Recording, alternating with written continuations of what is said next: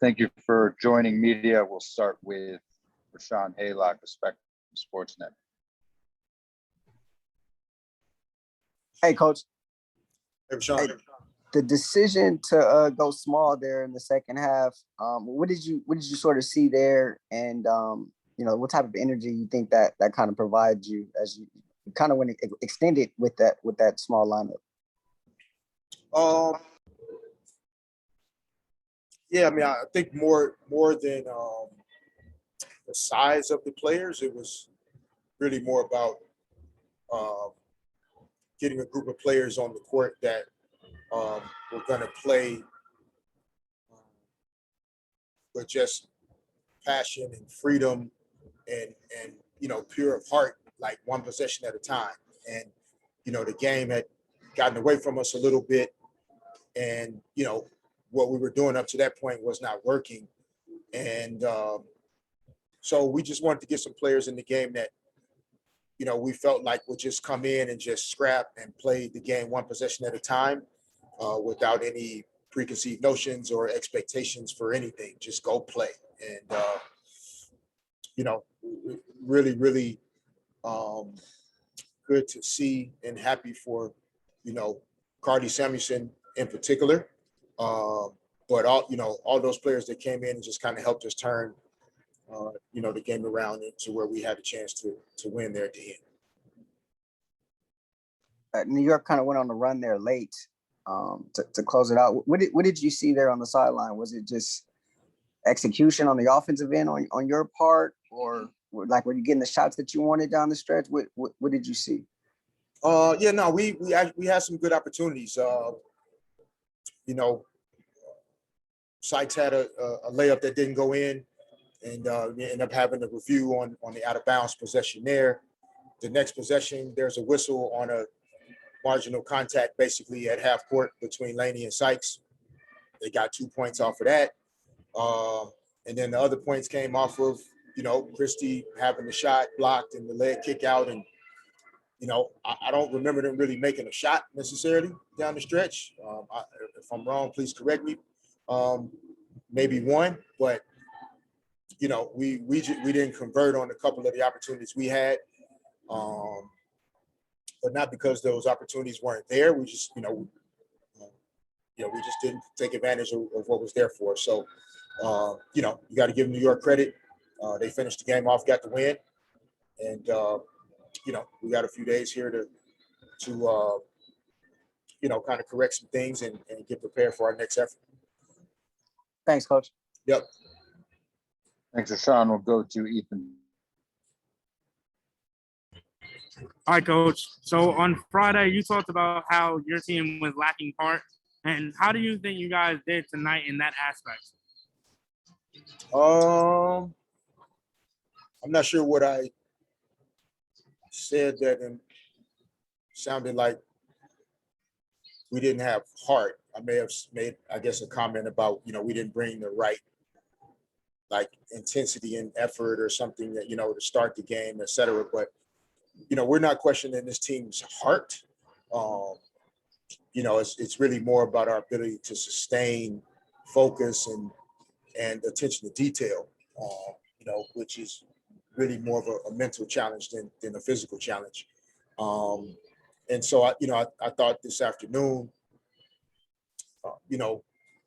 we were playing hard, right? We just have to continue to work at, having a clear understanding each possession one at a time defensively, what the right thing is to do, whether I should rotate, whether it is the right time to go for that steal. If we are going to switch, how are we communicating and what are we communicating, and not making assumptions. Offensively, it's sharing the basketball, cutting with pace and force, setting good screens, and players, being pros and being able to make the shots that are available to them. That's all a part of it. And, we did some of those things well tonight, but not enough. And Coach, you guys forced 30 turnovers, and Brittany Sykes had 7 steals. Can you speak on that? Yeah, I mean, you would think that you win the game if you prevent the team from getting the shot 30 times. But, again, we're doing a lot of really good things on the defensive end. Some of them are showing up on the stat sheet, some not so much, but even with those turnovers, we're giving up points that we don't have to give up just from lack of communication, or lack of recognition of the situation. So we have to continue to tighten ourselves up there. But we also, I think, have to continue to work at finding a way to be, more free offensively. Like there's still, we're passing up on good looks, and we're not converting on certain opportunities that, we just have to work to get better, honestly, individually and collectively. Like we just have to work to get better as players and as coaches. And, we got enough bodies here that are willing to do the work, and, we'll put the time in. Brady Plops, Nation. Derek, you forced 30 turnovers today. You've had a lot of games this year where you've just forced a bunch of turnovers. How close do you feel this defense is to being at a point where you're really happy with it, or at a point where you think you can get to? How close to the ceiling are you there? Yeah, it's a great question. I mean, it's hard to keep asking our defense to do more. When you think about the number of times we forced 20 plus turnovers, or, like today, 30 turnovers. But, even as you're watching the game, and of course, as we watch it, like teams are still scoring points that can come off the board, right? Like, yeah, let's continue to force the turnovers, but we can eliminate 8, 10, 12 points just from two players talking to each other. So, in terms of the ceiling, how close we are, like, I don't know. It's a good question. Like I said, it's hard to keep asking our defense to, 42% from the field, 32% from three, force 30 turnovers, hold them to less than 80 points. I don't know how much more the defense can continue to do, but it can be a little better for sure. And, to be frank, like I think what'll help is, again, we have to figure out individually and collectively, we have to be able to score the basketball, and it's not because opportunities aren't there. So whatever it takes to figure out how to convert on the things that are there, we have to do it. So, yeah, I mean, our defense is doing its job for the most part. As coaches, we're going to nitpick on a lot of things, but the defense is doing a pretty damn good job. That's the only reason we even have a chance to win some of these games. So, we're at a pretty good point there. Time for just a couple more. We'll go to Pavi with H&B Media. So, Coach, you spoke about Brittany Sykes, especially there in that third quarter. I think she had 4 steals in the quarter. I guess, can you just speak to her ability to kind of be able to control the pace of a game with her defense as she did there in that third quarter? Yeah, I mean, she has a mindset that the really good defensive players must have. She takes a lot of pride on that end of the floor, enjoys it, and that goes a long way. So when it's like she's creating positive energy on the defensive end for herself, and good things happen for her, for that reason. But I think Brittany is, and as well as our team, like just continuing to understand time, score, situation, when to take those gambles and those risks, and when to be more solid and more conservativeness, in a defensive situation. But she definitely helped us turn this game around today. She's done that a lot so far this season.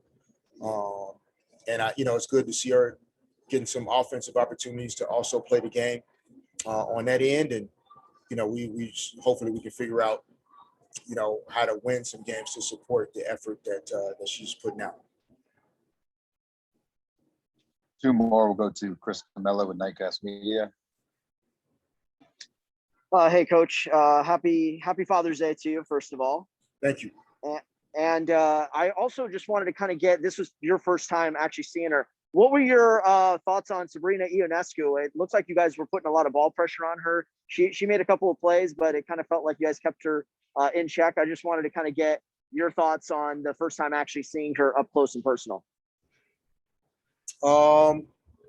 Yeah, no, I mean, Sabrina's, she's obviously working her way back from, from an ankle injury, I think, and still, looking for timing and rhythm, et cetera. But, you still have to pay attention to her. So, we still respected her at a high level coming into the game. And, we tried to defend her at a high level to make it as difficult as possible. But, I mean, she played a complete game and her team won. So, that's what it really ultimately comes down to. And yeah, we'll see New York down the line. Last question will go to John W. Davis, Winsider.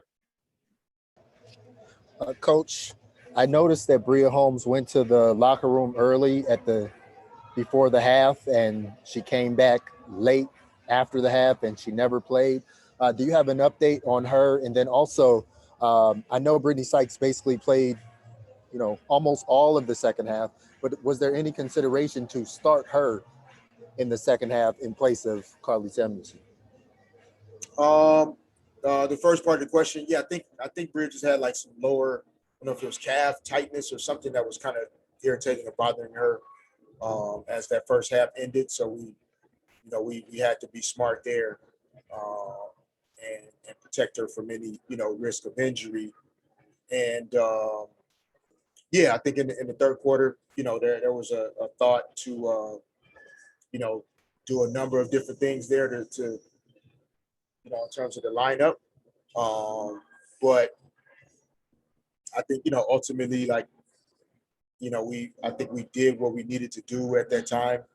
To try to maintain some things that we needed to, so that players could come into the game, finish the game, have the energy that was going to be necessary to maybe help us close this game out. And we almost got the job done, but we'll see. We'll have to evaluate lineups and roster, et cetera, as as we move forward these next few days and we get into next week. Thank you, Coach.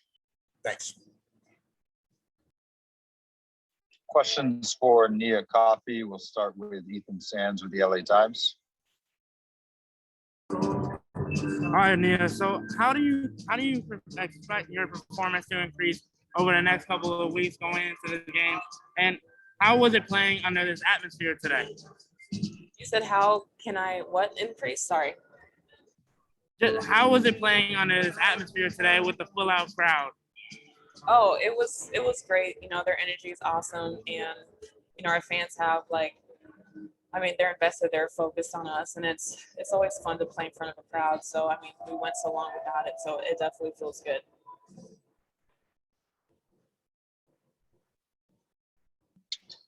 Ethan, did you have a second part to your question? Oh, just how have you seen your game increase over the last couple of weeks? You starting to get your offensive game going? I just try to play in the flow of our offense and just try to do my best of whatever it is that is needed, just to fill that and just to make sure that I am being consistent and just taking advantage of the opportunities that I get. I'm Subban with the LA Daily News. Hey, sort of going back to before in that third quarter, you guys made that run. What did Coach? I can't hear. Can you hear me now at all? There's not a. Hello. We'll go to Rashawn Haylock. Hey, Nia. Hi. Defensively, you guys were stellar on that end. Coach kind of spoke to it a little bit earlier. Just how frustrating is it? I mean, you forced 30 turnovers and hold them to a low shooting percentage, but still don't end up on the winning side of it. How frustrating is it? You've had a couple of these losses this year. I mean, we're obviously still building and growing, and we're going in the right direction. We just have to make sure that we can make people pay for it and just convert on the other end. Is it one of those things where you try to force yourself to do more on the defensive end, or is it where you go back to the point where? Yeah, it's just playing together. It's playing together, making sure that we're matching each other's intensity and being consistent with it, and just making sure that we're always communicating so that we can just help each other out. And then, I mean, we're right where we need to be. We can improve a lot, but all we need to do is just convert and just take advantage of the opportunities that we're creating for ourselves. We'll try one more time. I'm gonna see if the audio works. I know they.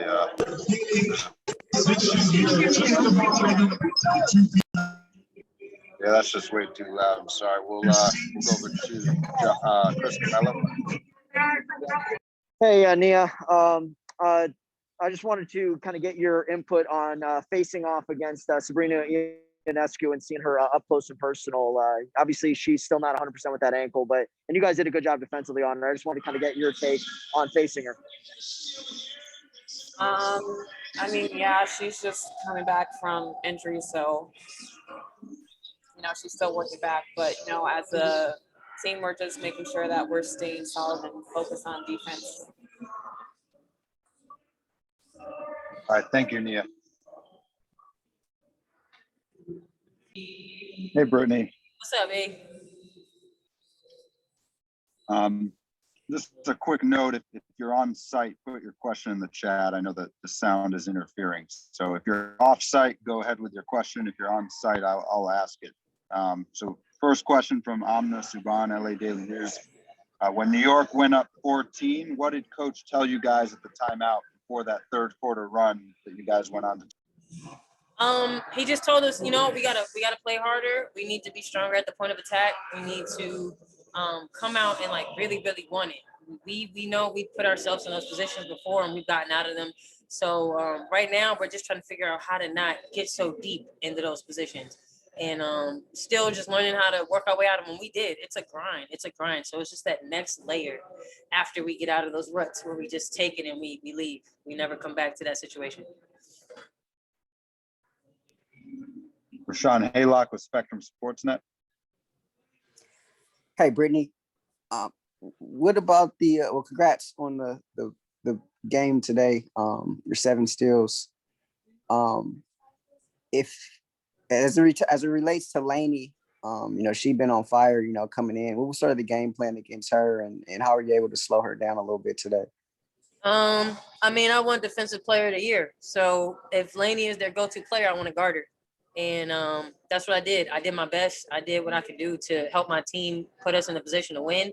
And I take great pride. I take great joy in guarding the ball, whoever it may be. But if it's their best player, it's too much fun for me because I'm a competitor and I like to compete. And I respect Lainey's game. She has made her way through this league and she is blossoming. So to guard her, it was a job tonight. I'm tired. Okay, I'm tired. So, but to answer your question, really, my goal is usually to keep those players under their average and just make it hard as hell for them to score. She was 6 for 10, and I hope at least 5 of them were hard. I'm on myself about that last shot, but all of her buckets, she needed to earn them tonight, and I think we did that. You've had a couple games like this season where you force a bunch of turnovers and hold the opposition to a low shooting percentage, but still end up on the losing side of it.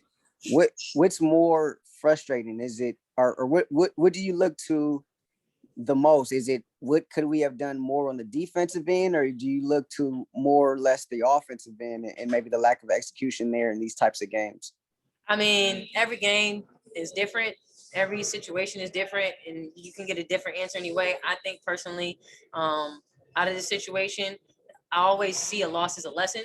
So going into this, when we look at film, and we got Washington on Thursday, but we got a couple days to really sit and watch this film and look at those points that we missed in this New York game and keep applying them throughout the season. We are in love with the process, so we can't really get hung up on these games. It sucks, it hurts, but we got to learn from them. Eric Lampkins with the Culver City Observer asks, Brittany, you and Carly really provided that spark that turned the tide in the third quarter. How are you two able to turn up the intensity in that quarter? And is that something you hope Fish utilizes moving? I just think our bench has the mentality of next man up. Whoever he calls, whenever he calls your number, you have to be ready. And Carly did that. That was personally a joy to see. And then I was happy because that was, like you said, one of the sparks that got us through that third quarter into that fourth. So for her to come in and do what she did, man, kudos to Carly. She should be here. Y'all should be talking to her because that was a hell of a performance. And I respect Carly for that because that helped us in this game big time. David Yapkowitz. Hey, Brittany. You guys forced, close to 30 turnovers there. Coach Fisher was saying earlier that, it's kind of hard to ask the defense to do more than you already are. What are you seeing out there in terms of, the defense and how well you guys have been playing? And, how do you kind of get your offense to kind of sync up with that a little bit so that, you guys you look smooth on both ends? I think we are finally starting to consistently put those tandems in back to back.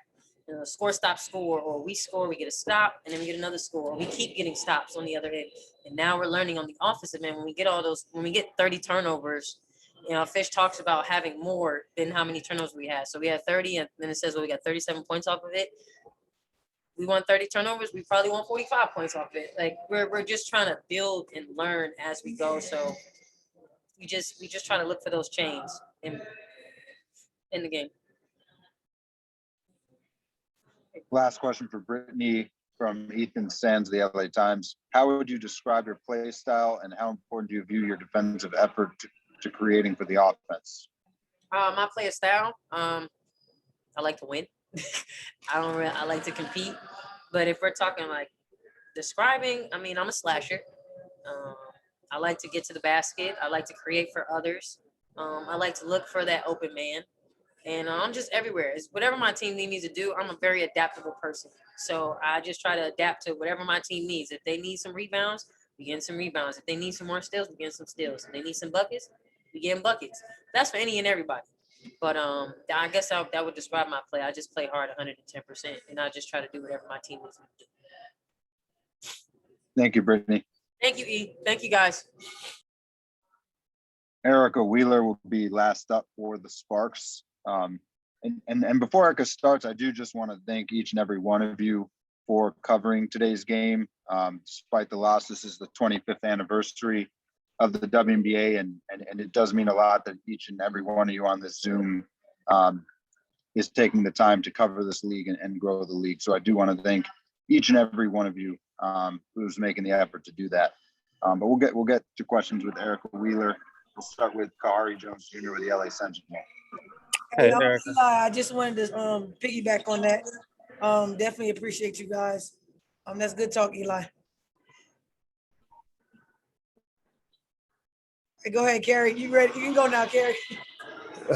Nah, yeah, I wanted to piggyback on what Eli said. That's why I wanted to ask you. Just coming from where you're coming from, knowing your story, and then just being part of a historical moment like tonight, playing with the Sparks. Can you just elaborate on just how it feels and what does this mean to you to be part of this moment? It's a big moment, man. Like, to be standing for 25 years and the years to come. I'm definitely proud to be a part of it. And then just being in LA with itself, the history that this team just have created. So being here, it means a lot. So I'm just thankful that I'm on this team and I'm still in the league, to celebrate this 25th anniversary. We'll go to John W. Davis with Winsider. Erica, when you have 11 points after the first quarter, what's going through your mind? How are you feeling? Honestly, just try to, keep going at it. But fatigue set in a little bit. I needed a little break because it's very hard to guard one of the best shooters in the world and then be able to score and then be able to lead my team at the same time. So I know that I got it going early and I wanted to sustain it, but I know it was just the first quarter and I had 3 more left. So just trying to, conserve energy a little bit knowing that I'll have to finish the game out. But definitely felt good seeing the ball going early, just to get my team that rhythm, and so it definitely felt great. Chris Camello. Hey, Erica, how are you? How you doing, man? Doing good. You got to guard Sabrina Ionescu a couple of times. Obviously, very highly touted, very popular. What was that matchup like? And just give me your early impressions of her. Well, Sabrina? Yeah. Sabrina's future is great, very bright. She's probably gonna be one of the best players to ever play the game. Second year, after injury, her coming back. I think she's gonna be great. She's gonna be fine. Major respect for her as a vet. To see her do the great things that she's doing, and that's all. Rashawn Haylock with Spectrum Sportsnet. Anything. Hey, Erica, can you take me through those last couple of sequences? The one where you're looking for Christie at the top, and then also the one with you at the top. Obviously, Allen made a couple of good plays defensively, but what were you looking for on each of those? Honestly, it was to get KT on the screen back. She had to look at it. She pump fake, and Rebecca Allen just made a great defensive play. And then on the backside, her guarding me, she just made a great play. Great defender, long arms, just made a great play. Thank you. You're welcome. All right. Thanks, Erica. Ah.